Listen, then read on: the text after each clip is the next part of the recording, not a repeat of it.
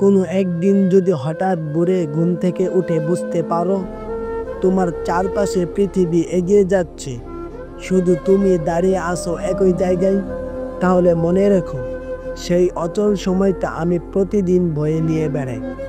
সকালে পত্রিকা খুললে চাকরির বিজ্ঞাপন চোখে পড়ে, আমি কলম হাতে বসি, ঠিকানা লিখি, জীবন বৃত্তান্ত দেই, কিন্তু প্রতিবারের জন্য শব্দগুলো ঝাপসা হয়ে যায়, যেন কাগজের প্রতিটা লাইন বলে ওঠে তুমি যথেষ্ট নও। বাড়ির মানুষ প্রথমে সাহস দেয়, মা বলে চেষ্টা করো একদিন হবেই, বাবা বলে সময় সব কিছু ঠিক করে দেয়, কিন্তু ধীরে ধীরে তাদের চোখেও ক্লান্তির রেখা জমে যায়। রান্নাঘরে চাল কমে এলে মা লুকিয়ে নিজের অংশটা কমিয়ে খায়, বাবা দোকানের খাতায় দাঁড় বাড়তে দেখে মাথা নিচু করে, আর আমি চুপচাপ দরজার পেছনে দাঁড়িয়ে গুনি তাদের দীর্ঘশ্বাস। বন্ধুরা আজ অফিস শেষে আড্ডা দেয়, ছবি তুলে হাসির জলকানি ছড়িয়ে দেয় সামাজিক মাধ্যমে। আমি লাইক দেই, মন্তব্য করি দারুণ, কিন্তু ভিতরে ভিতরে মনে হয় আমি যেন তাদের থেকে বহু আলোকবর্ষ দূরে। আমার নাম নেই কোনো সেলফিতে, কোনো আড্ডায়, তারা আমাকে এড়িয়ে চলে, হয়তো লজ্জা পায়, নাকি আমি এতটাই বাড়ি হয়ে গেছি যে আমার উপস্থিতি এক অদৃশ্য বোঝা হয়ে ওঠে। প্রতিদিন বিকালে আলো যখন জানালার ফাঁক দিয়ে রোদ ঢুকে, আমি মনে করি এই সময়ে তো অফিস থেকে ফেরার ভিড় হয়। মানুষ তখন ক্লান্ত হলেও তৃপ্ত, কারণ তারা জানে তাদের শ্রমের একটা মূল্য আছে।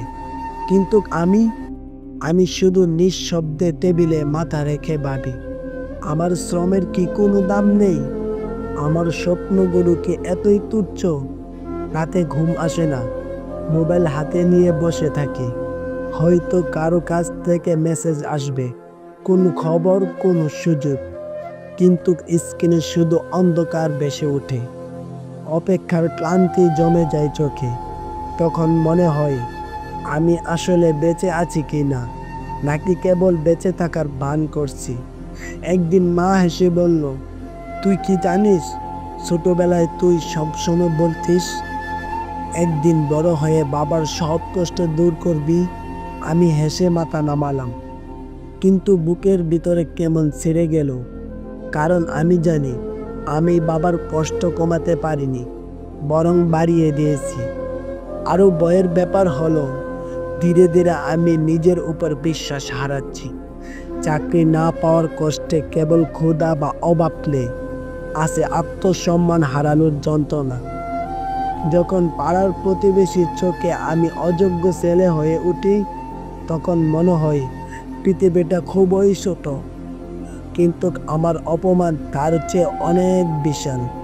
তবু প্রতিদিন সকালে আমি আবার জীবন বৃত্তান্ত খুলি, আবার নতুন বিজ্ঞাপনে আবেদন করি।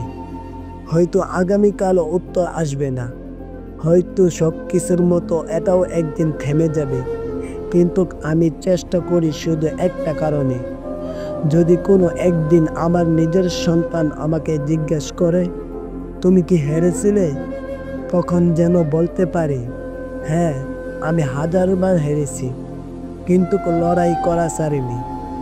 তবু গভীর রাতে যখন সব আলো নিভে যায়, আমি জানি আমি একা। আমার বুকের ভিতরে যত স্বপ্ন ছিল তারা কবরের মতো অন্ধকারে পড়ে আছে, কেউ দেখে না, কেউ শোনে না। আমি শুধু জানি বেকারত্ব শুধু কাজে না থাকার নাম নেই, এটা হলো ধীরে ধীরে ভিতর থেকে মরে যাওয়া, শ্বাস নিতে নিতে প্রতিদিন নিজের সমাধি গড়া।